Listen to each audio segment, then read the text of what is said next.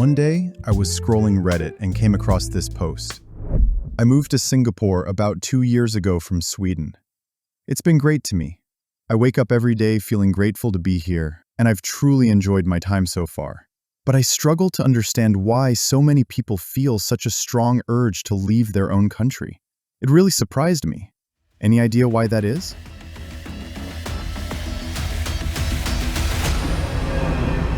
Wait, what? Singaporeans giving up their citizenship? No way that could be true. We all know how rich Singapore is. One of the best paid places in the world. I used to think urban poverty didn't even exist there. I mean, 4 out of every 100 Singaporeans are millionaires.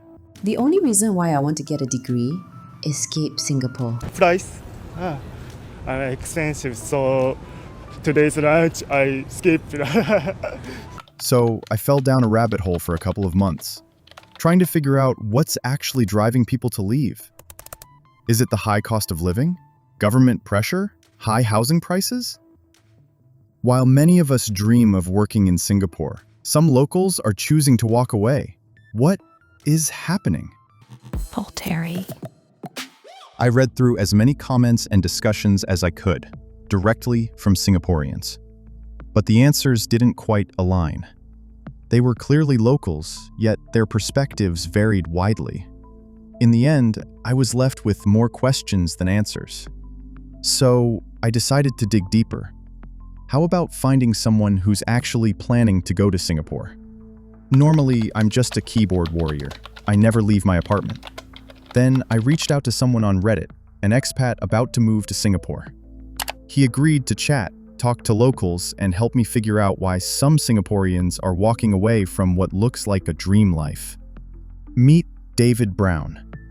He's 28 and lives in London, working as a junior AI engineer at a local startup.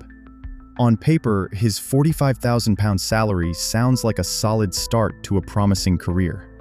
But in reality, things aren't so smooth. London's brutal taxes and rent consume most of his earnings. With nearly 30% going to rent alone, he's left with little to get by. After 2 years on the job, the only thing he's managed to save up for is a used 2013 Volkswagen Golf. Now, he's seriously thinking about relocating, somewhere with lower taxes, less crime, and a better shot at financial stability. Instead of looking for another job in Europe, David sets his sights overseas and chooses Singapore. It's an attractive place for anyone focused on their career, especially with its booming tech and finance sectors. But there's a problem. The tech job market in Singapore is heavily saturated. Luckily, David's niche skills and talent help him stand out. He eventually lands a job with an $80K salary, gets a work permit, and makes the move to Singapore. It's not a massive paycheck, but after taxes, it's better than what he had in the UK.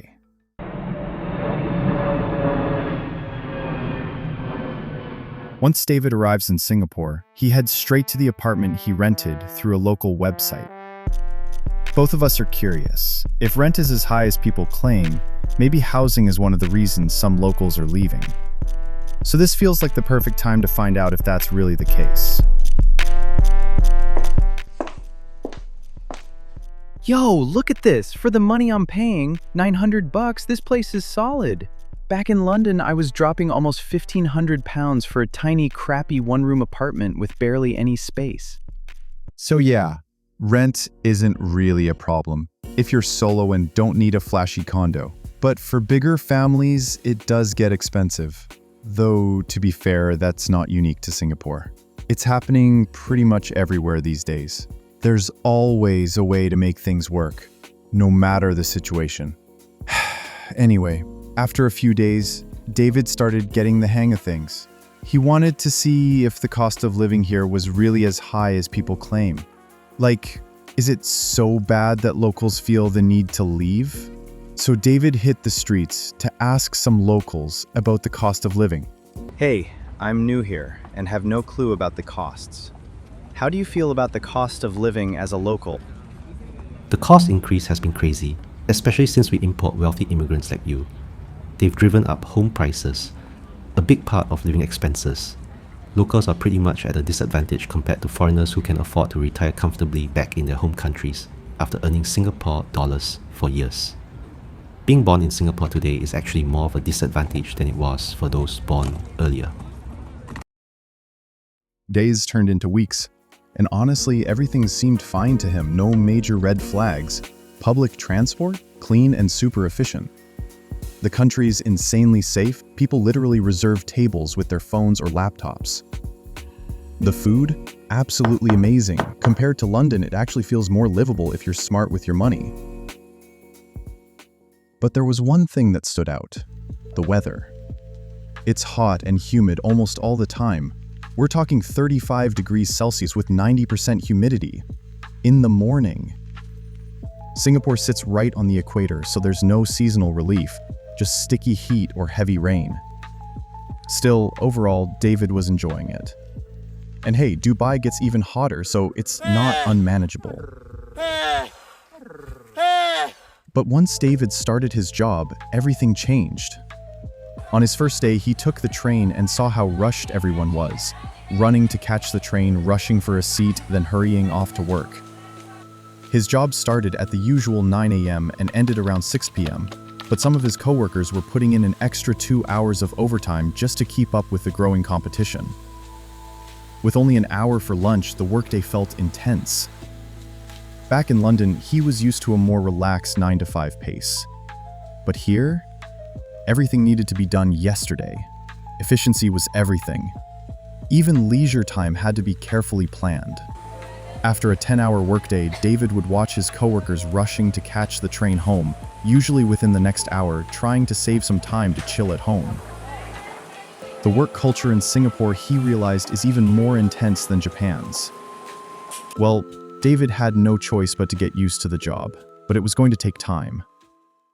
And speaking of the workforce, that's exactly how Singapore got to where it is today. With no natural resources, it was built on sheer hard work and discipline. And that didn't happen by accident. Back when Lee Kuan Yew was in charge, he made hard work feel like a civic duty.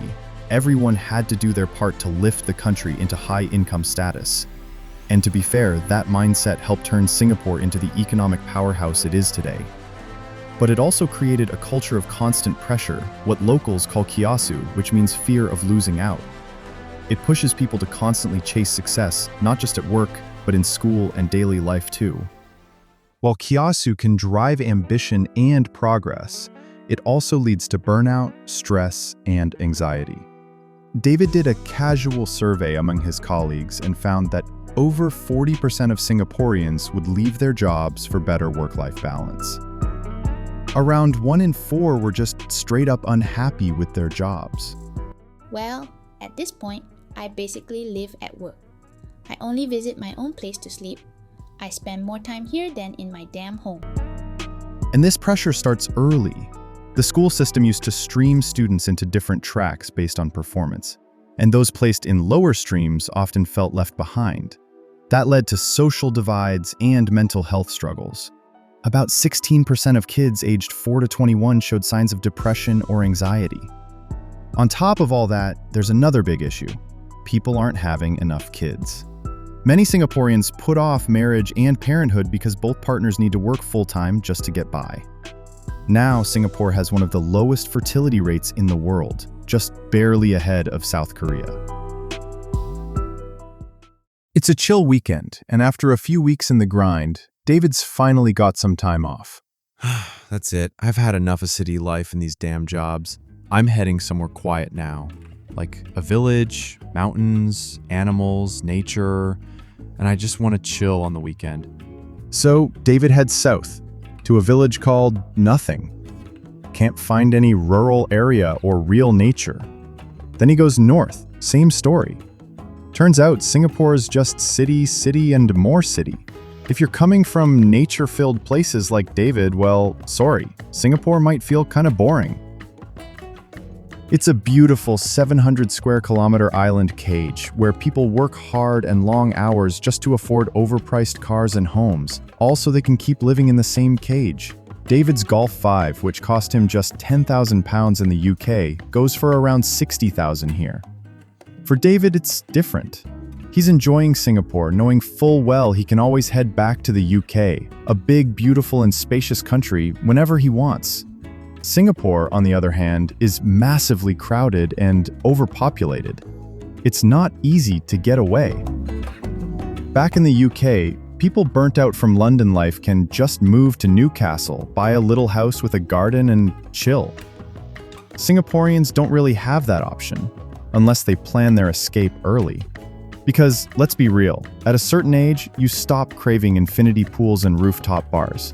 You start dreaming of greenery, a quiet little house in the suburbs, or a cottage by the lake. Not a giant, man-made waterfall or the best airport in the world. And that's when it hit us. Maybe that's what's behind it all. That's why more and more Singaporeans are thinking about leaving.